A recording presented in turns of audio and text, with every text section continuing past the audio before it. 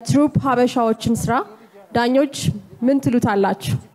እንደዚህ ትልቅ ሰው ከተሆነ በኋላ እንደዚህ ይቻላል እንዴ ያልኩት ነበር። አጥንት ከጠበቀ በኋላ ምናምን እንደዚህ መሸካከም ይቻላል እንዴ? በጣም ከባድ ነው። የተነሳ ነው ለዛ ነው እንደው ፕላስ ደግሞ አታፍሩም እንደገና ቁጭ ብድቅ ልትሰሩ ትሞክራላችሁ እንዴ ተው እንጂ አዘኑ ለለኛም እንዴ ሰርከስ ኤጅ ሊሚት የለውም። አይገባኝ እኮ በቃ ፍሌክሲቢሊቲ ሲቀንስ የስትሪንግ ስራት ይጀምራልሽ እንጂ ሌላ ዓለም ላይ አሁን እስከ 65 ዓመት ድረስ ፐርፎርም የሚያደርጉ ፕሮፌሽናል ስቴጅ ላይ አሉና እና በጣም እንዴ ድንቅ ነው። ግሬ ያስታውቃል። እዚህ ጋር ጥሩ ስኳት ሰርቷል። በጣም እንጃ የሚገርም ጥንካሬ ነው ያየነው። አሪፍ ነው። በጣም አሪፍ ነው። ደስ ብሎኛል። እንዴት ናችሁ?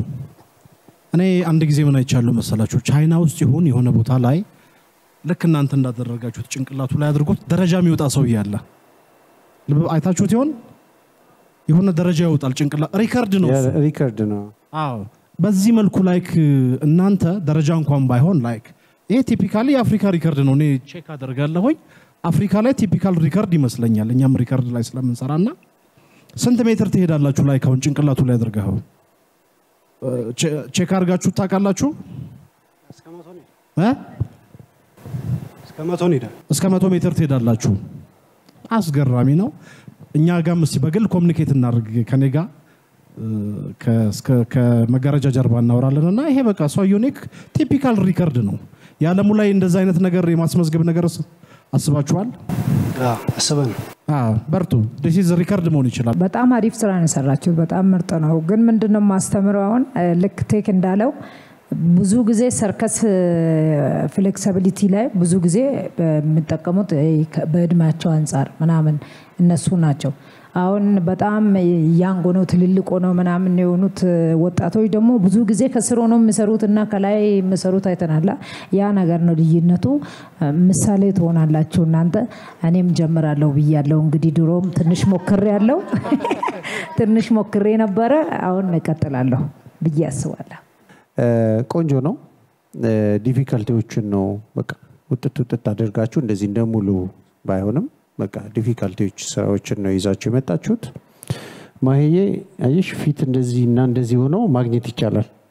ሰርከስ ካለ ሰው ልጅ ተገልብጦ ሁለት ፊት እንደዚህ ደብል የሆነ ሰዓት ሰማይ ናቹራሊ የሚወለዱ ሰዎች አሉ አይደል? የሆነ አምሬ ዞር አለ ስል ምክንያቱም ከአይምሮ በላይ የለም ማለት አይታሰብ ነበርኩ አይደል? አልተጣበቀም አይደል? እስክል ድረስ ማይንዴ ለሆነ ደቂቃ ትሩዙን ማመን አቅቶት ነበር።